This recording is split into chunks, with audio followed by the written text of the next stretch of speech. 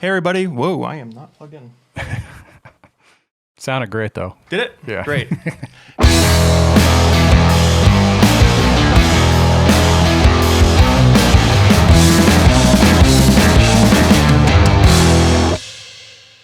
Hey everybody, welcome to the SXS Guys Offroad Podcast. This is the first podcast of our show, and it's also the first UTV focused off-road podcast available for you guys to listen to. So we're super excited.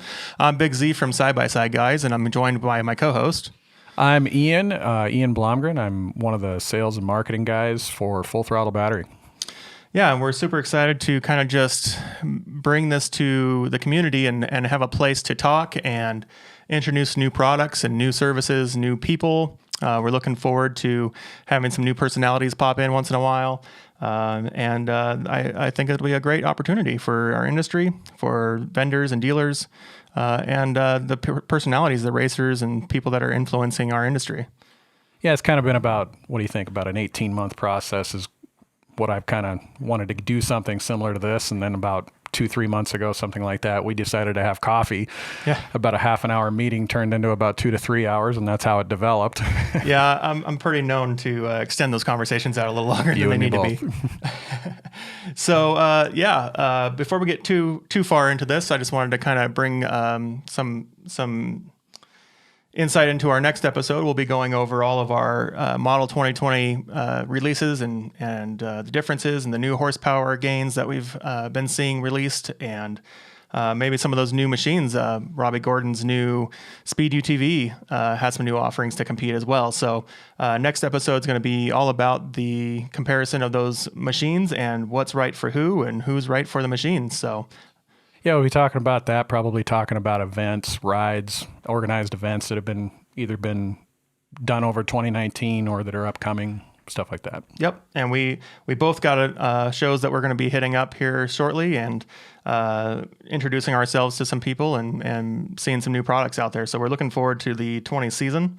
I know that there's a lot of things that I want to personally get my hands on and speak to. And I know that there's a lot of things that we've heard about in the industry that are going to be released and talked about. So we're looking forward to bringing those to you guys and having some good talks over that.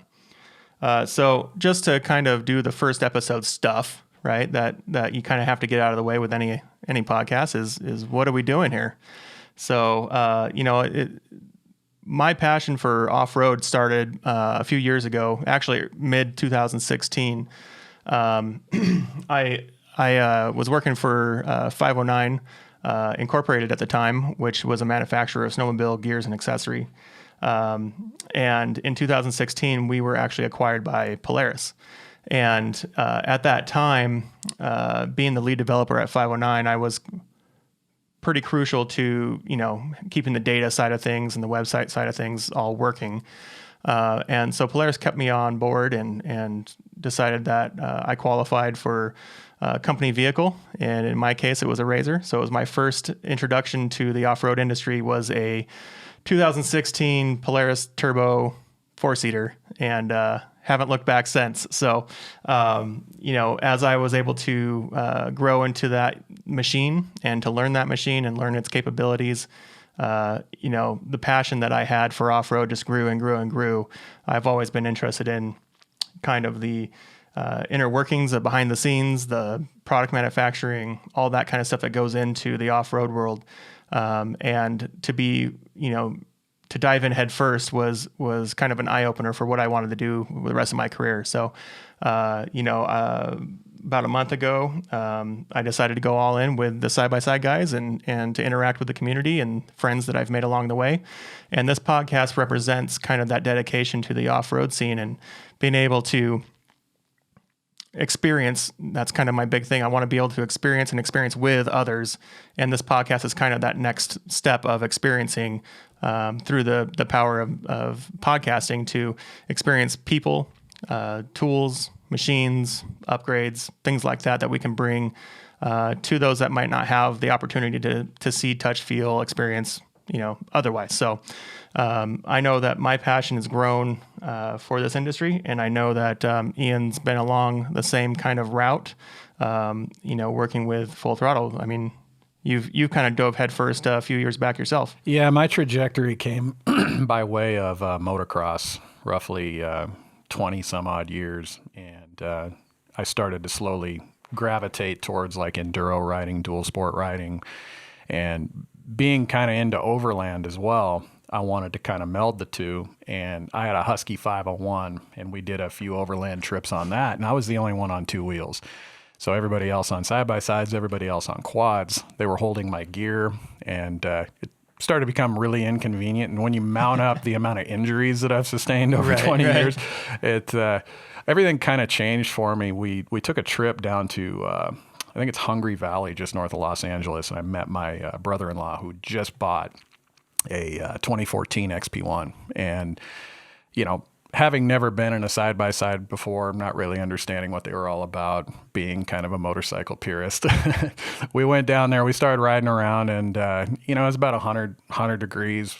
My bike doesn't like that whatsoever. And I finally decided to hop into his rig, and we went for a rip, and I was immediately sold. It was like, in a nutshell, I was thinking to myself, you just spent 20 grand and bought a trophy truck. Right. So fast forward about, think about 8 months. In May of 2017, I decided to buy my own, and we started doing the same loops, the same overland dual sport loops on my side-by-side that a year previously I'd done on a bike, and it just was a slam dunk. And then from there, the first event that I went to that was really not specific to side-by-side, but had a ton of side-by-sides was Dune Fest, and that's where I met you. Out in Winchester, Oregon. And that's where I kind of started to point full throttle towards UTV, just based on the fact that from a battery standpoint, it was being really neglected by the industry. Right. And it's done nothing but it's been fantastic. I mean, we've developed in-house media. We've gone to a ton of different events. So it's very cool to get eyes on this stuff, new products, how we fit into that market. And yeah, I mean, we're just going to keep going that direction. So, right. So up to that point, full throttle battery wasn't really a thing. Essentially, it was full river battery up to that point, right? Well, full river battery is a deep cycle battery. We have 3 different lines. There's a deep cycle battery, there's a starting battery, and there's kind of a standby battery. And the starting battery used to be yellow. It used to be something that looked like it would come out of like a Case IH tractor.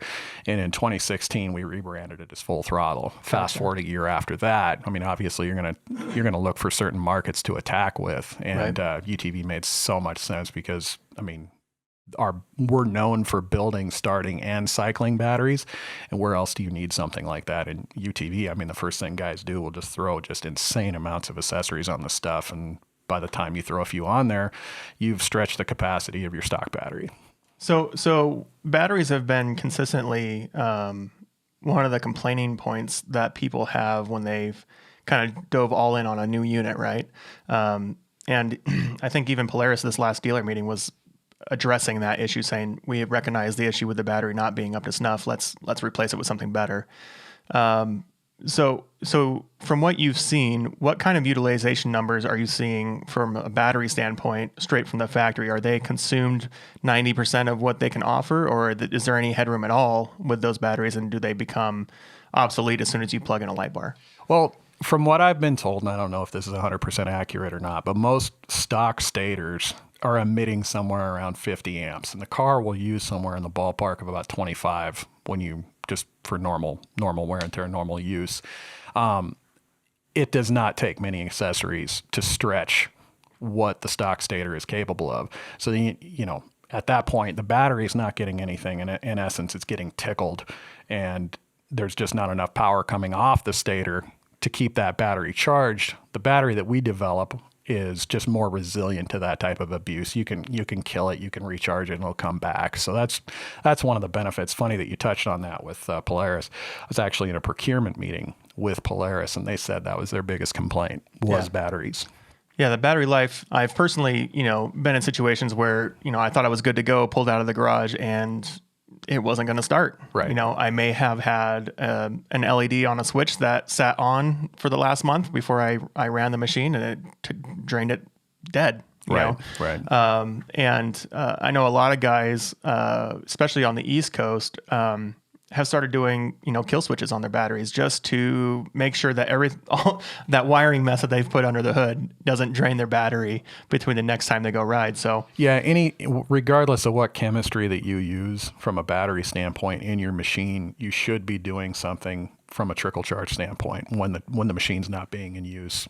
So you're saying most people will take their unit home, park it in the garage or wherever they're storing it, and assume that they're good. And just as a maintenance standpoint, you're saying that most people should have a trickle charge if they're not riding their machine every week. No question about it, especially if the rig's going to be sitting anywhere from about 4 to 6 weeks. Gotcha. So just the standard battery tender is good enough? I have my preferences, There's a lot of companies out there making it super convenient. There's systems out there where you can plug right into a rocker switch. That is beyond convenient. Gotcha. So yeah, that's, depending on how far down the rabbit hole you want to go, we can talk. Well, maybe we'll have to explore some of those options down the road. Right. Well, awesome. This is kind of a place for us to get industry things off our chest, to talk about topics that may pop up from time to time, and introduce maybe some new products to people that haven't seen them. But I'm super excited to be here with you and to have you on board with the Side by Side Guys team and kind of see what we can bring to the table. There's a lot of really fun things coming up that I'm excited about. So looking forward to it. Speaking of events, we've both kind of been on the road a little bit the last few months. I know that I recently went to the HayDays event, which a lot of people don't really know about in the side-by-side world, and for good reason. It's not really a side-by-side event, but what it is the North America's biggest launch of the snowmobile industry season. So every snowmobile manufacturer is there, every track accessory manufacturer is there, every sled manufacturer is there. It's a fairly large multi-acre event outside in Minnesota. And the funny thing is that almost every manufacturer of a snowmobile also manufactures a UTV. Right. So they're all there, they're all represented, and all their newest units are there. And side note is they also have the largest open swap meet in the industry as well. So they have equally or more acreage dedicated to swap meet as they do to the actual event. And it's fairly large. It'll take you a good solid couple hours to walk the whole thing and to see all the tables and all the crazy people. And it's quite the event for the character, people observing, people watching events. It's always fun. But I was up there representing 509 at the show and got to walk around and see some of the UTV vendors. The funny thing is when we were driving up there, the day we were driving up there, Polaris announced the General XP 1000, which was kind of unexpected. I don't think anybody saw that coming. But I saw one up front, got to sit in it, driving it, and I can tell you what, that machine is where it's at if you're into the Generals. They are pretty sweet. If you like overland like I do, there might not be a better platform than that vehicle. Oh, absolutely. Yeah. I mean, they've taken the already great General platform, and then they bolted on all the accessories that 90% of people buy at the dealership before they leave. Right. So they upgraded the suspension, they upgraded the wheels and tires, they put bigger mud flares on them, better comfortable seats and better cockpit accessories and things like that. I got to tell you that they have a matte blue color scheme for the new model year, and it's just super sharp. Really liked it. So Polaris gave away one of those at the event. Everyone that was there could text and enter to win. So that was pretty cool. But Can-Am was there. Honda was there. Even was there with their Roxor machine, which is, I still have a kind of a back and forth on whether or not I consider that a side-by-side or if I just call that an underpowered truck. Depends on who you ask. If you look at the sales statistics on that machine, it would blow you away. I mean, there's component companies out there that tell me that they sell something to the tune of about 4-to-1 components for that vehicle versus standard UTV. It's nuts. They have a big following. Yeah, I had an opportunity. I didn't have a whole lot of time, but I had an opportunity to, go take one for a test ride. The test track was fairly simple and kind of up and over and around, and that was about it. So I really didn't see the value in it, but I did take some time to take a look at the the motor and the engine compartment and kind of how it was put together. And it's really interesting. It's basically, the early Willys chassis and upgraded with modern components. I think you're going to see those things take off. I don't know if it's possible to make them street legal, but if it was, if they came street legal, you would see those things just everywhere. They do advertise them as, something you can take down the road. So, whether or not it's from the factory street legal in your county, that'd be dependent on your laws. But I have seen a number of them on major arterials, right. And they seem like a weird cross section between like that 60s Baja scene, right, and the modern farmer. It's a weird cross section. Yeah, if your background's UTV and you jump into one of those, you're going to find that they probably ride just a little bit rougher, probably a little bit more reminiscent of an 81 Chevy. Well, they have leaf springs in them, right? Yeah, they're not a full coil over off-road monster. Right. I drove one out in Virginia and it was a little bit rough. Yeah. But if you're a diesel guy, they're a lot of fun. Oh my gosh. Yeah. The possibilities, right? For sure. I think it's only a matter of time before you see someone put a Cummins in one of those and or a Hellcat Roxer. There you go. So those were cool. I got to see the Draco machine. I don't know if you saw that with the custom flatbed mod on it. It was pretty stout. So they took I believe it was a 2019 General 1000, and then they took the back two seats out and modified the cage to be essentially a two-seater, and then built a custom aluminum flatbed, dump flatbed on the back. Yeah. It's a very cool machine, and we've posted it on our social before, and it was there. Those guys were representing with a couple snow bikes on the back, I think, if I remember right. Yep. But they're going to be coming out with a new winter machine as well. So essentially the same thing, but instead of a flatbed with an actual camper on the back. So we're looking forward to seeing what that comes out as. Yeah, it's crazy where the industry's going. Overland Expo West, we were out there and saw 4-seater Generals with rooftop tents on them. We saw RZRs with rooftop tents. Personally, I think it's cool that things are going there. I don't want to do anything to my machine that throws off the handling geometry, right? But it is awesome. And I knew it was pretty much only going to be a matter of time before you started to see stuff like that pop up, because coming, from an overland standpoint, the difference between my Toyota FJ going through the Idaho mountains and my Yamaha YXZ is I'm going 10 to 15 miles an hour to keep my FJ from falling apart. And I'm going 50 in my Yamaha, and it doesn't even know it. Right. Yeah. So I figured it was only a matter of time. A lot of it's going to come down to how much fuel you can store, but it's cool to see people are really kind of starting to catch on to going out and doing adventure drives, adventure riding on UTVs. So yeah, that's kind of an interesting topic, the fuel storage for overlanding trips. I think that's going to be something we're going to be covering at some point. Yeah. But I think that there's a common misunderstanding on what you should and should not be packing and where to place it and what tools you should be packing with and all that. How many times have we seen fires or whatever related to fuel storage? So I think there's a pretty interesting discussion to be had around that. And there's some good safe options out there. Definitely. Yeah, so looking forward to seeing some of those and getting our hands on some of those and seeing how that works out. Right.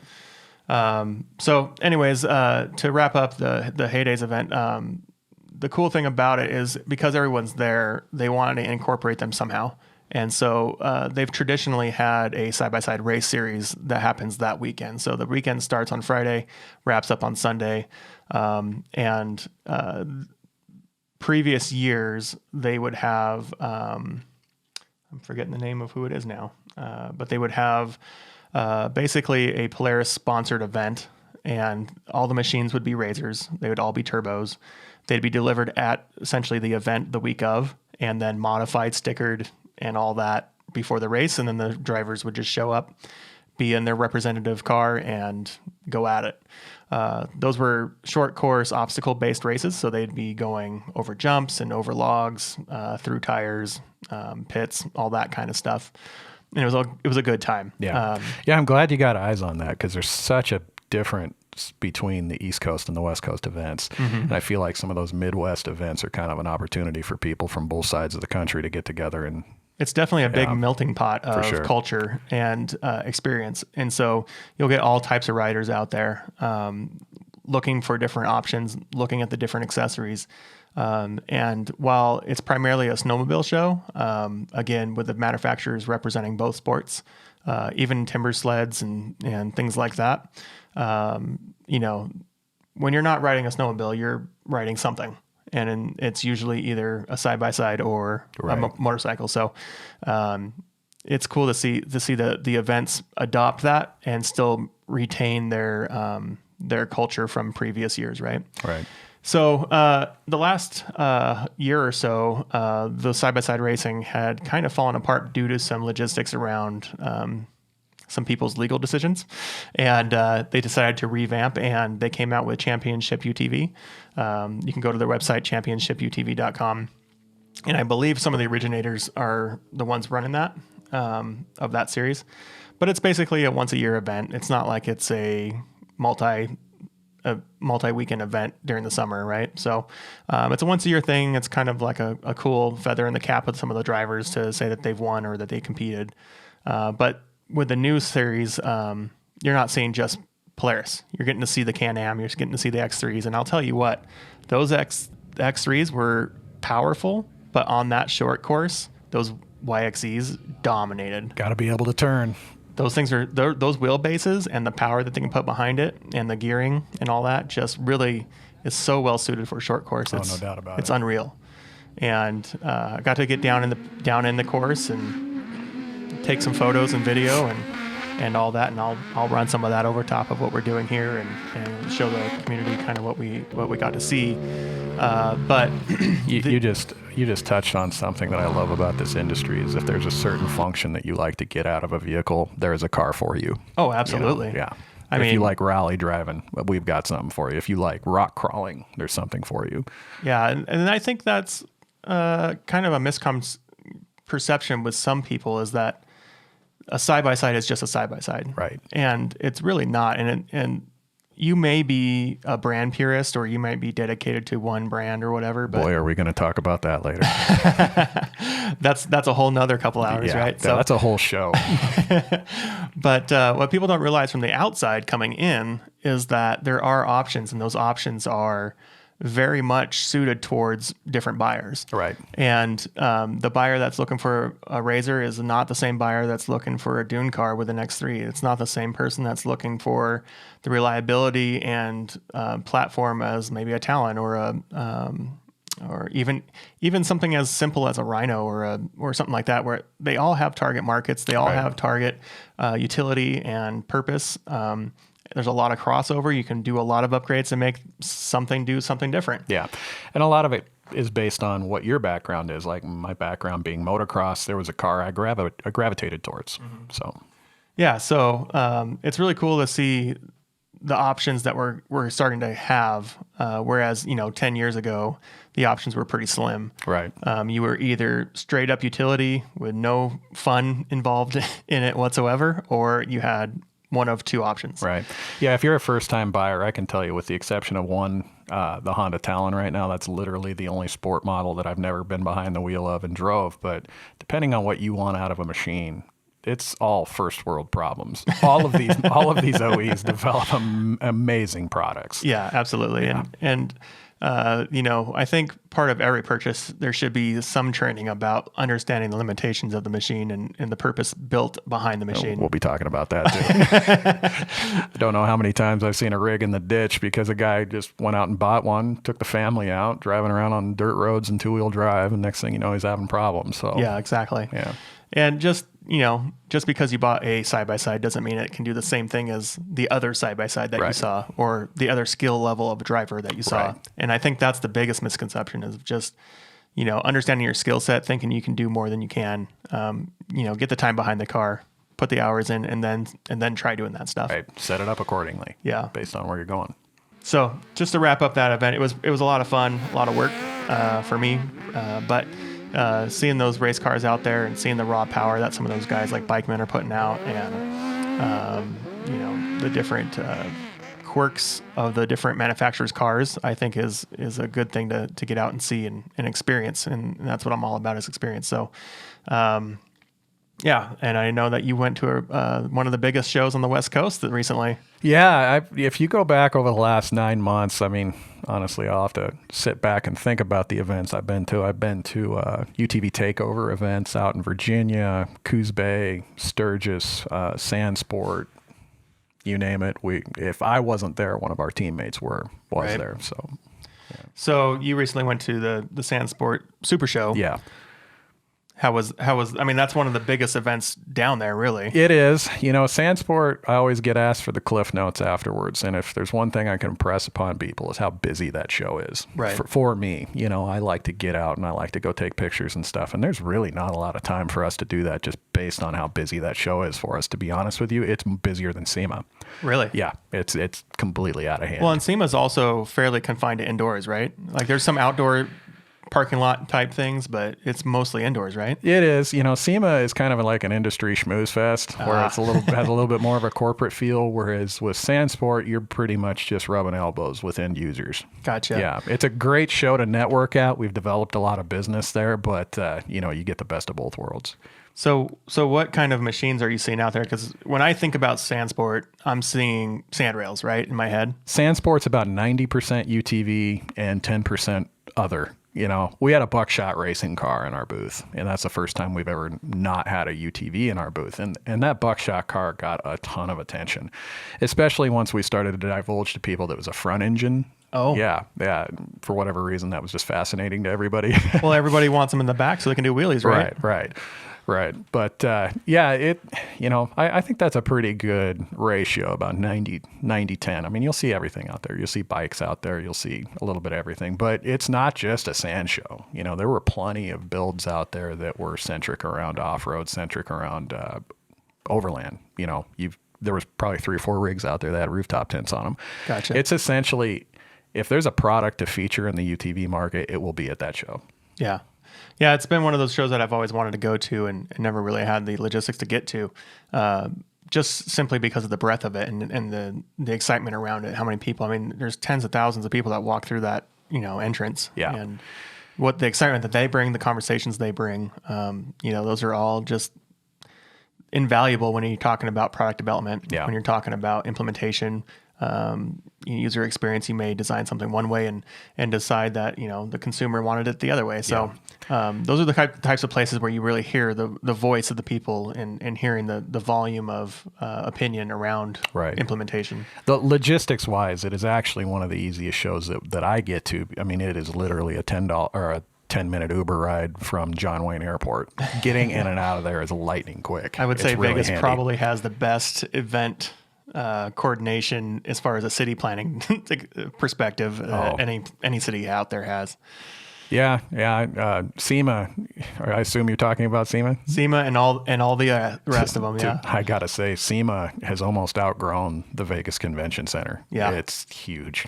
Well, and its breadth has grown too. No right. question. It used to be just the ricers, and it used to be just the custom one-offs and all that, and now it's becoming more of a every 4-wheeled, 3-wheeled, 2-wheeled vehicle. If you were to ask me, I would tell you it's kind of been overrun by off-road. Yeah. Lifted trucks. The trophy truck scene has really outgrown kind of its original group of people, and has started to include a lot of different genres and demographics that really never existed in that world before. And it's not that it's the trophy trucks themselves, it's the trophy truck experience, the implementation, the suspension upgrades, and the jumping capabilities. Like, people never really used to talk about jumping, right? They were always talking about carving the dunes and doing the whoops and all that stuff. Nowadays, it's like the first thing people want to talk about is how big of a jump have you gone off of? And that kind of change of mindset has really changed the landscape, I think, of like the suspension upgrades and the shock development and all that stuff. And so that's bringing a whole new world of capabilities to all sorts of different machines. It's kind of like that in any off-road platform, in my opinion. It's racing drives innovation. Right. So, yeah, definitely. I mean, you look at the automobile manufacturers, they're that's where they develop, right, is on the race course. So that smooth ride you're getting in your Toyota Senna minivan is, probably originated on the off-road course, Right. seeing that dynamic adjustment of suspension and all those things. Craziest thing I've noticed about SEMA is just that everybody's there. I would say probably over the course of about a 30 to 40 minute window last year, at our booth specifically, Joey Logano swung by it, Jesse James swung by it, Richard Petty swung by it. It's nuts. It's stimulus overload is what it is. It really is. I've talked to so many people that have used the term bucket list as an item to go to it. And I got to say, it's the only place I've ever been where I got tired of looking at Ferraris, Really? So yeah, it's a lot. It's fun. It's definitely worth checking out. And in my opinion, the Sandsport event is kind of the SEMA of off-road UTV. Yeah. Yeah. Well, I know that we have a lot of cool events coming up here soon as the summer fall season winds down, right? And something that I'm super excited about is the launch of the new Kawasaki, the KRX, I believe is what they're going to be calling it. And there's a lot of hype being built up in the community around that. Again, going back to that brand loyalist kind of perspective, and people saying that they would always buy a Kawasaki if they ever put one out, just kind of like the Honda guys said. Yeah, my first dirt bike was a KX 250, so there's a soft spot in my heart for Cowie. So there's a lot of rumors. They've been going around for a long time on what they're going to put out, and that's going to be coming out here in a week, I believe next Monday on the 7th. Yeah, and so. There's no shortage of rumors going on about that machine. I've heard multiple platform. I've heard various width. Right. I've heard naturally aspirated forced induction. Well, we'll see what happens. If you compare it to the latest release, right? You look at what Honda did. Honda put out a dual width platform. They put out 2 different suspension systems. They put out a single power plant, but just with 2 different markets targeted, right? And what's interesting is they only let the X up in Canada, the 1000X, just because the Canada market was different than the United States market.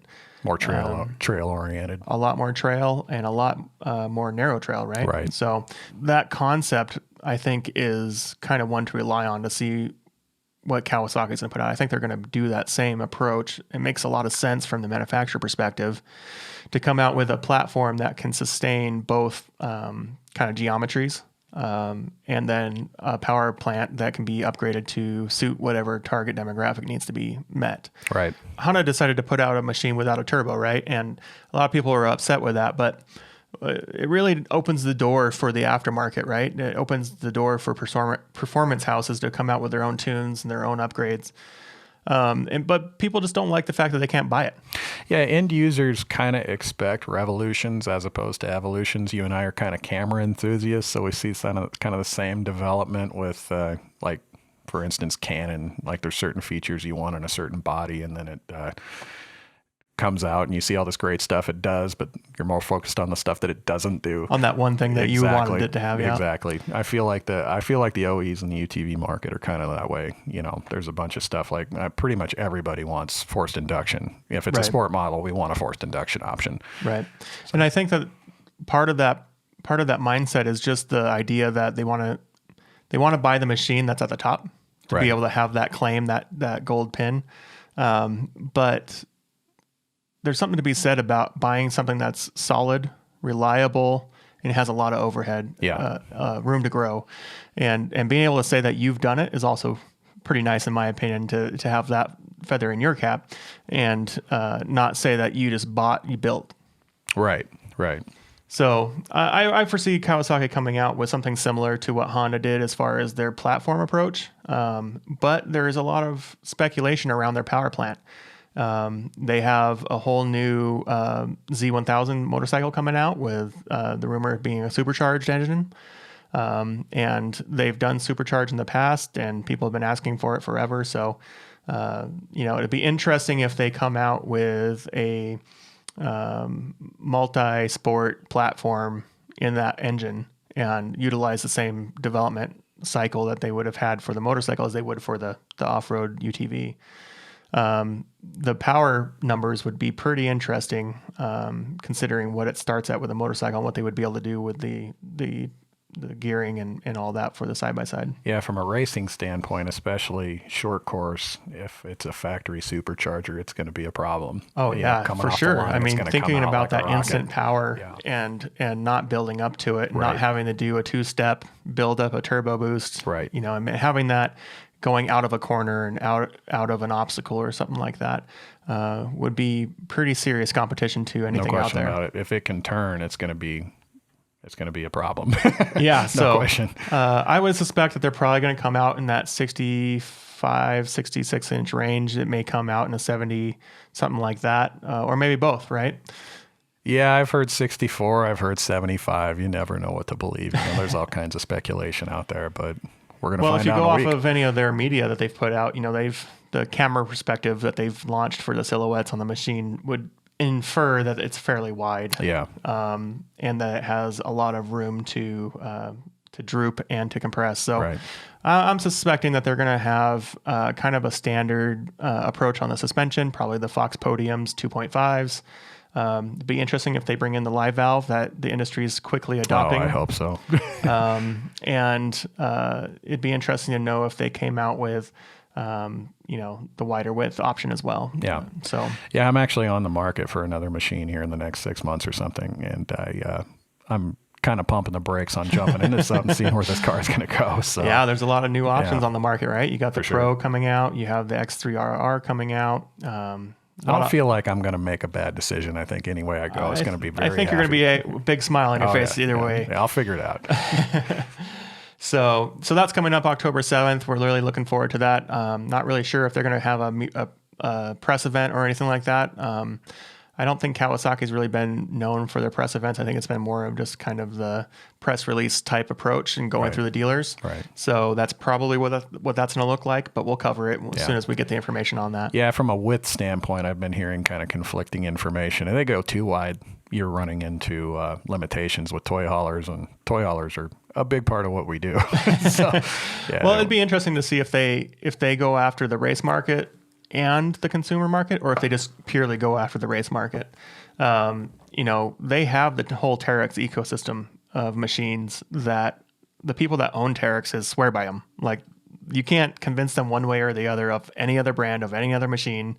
They're completely happy with the machine at that price point and its power.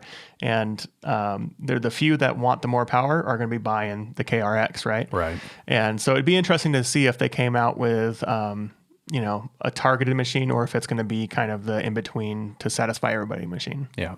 Yeah.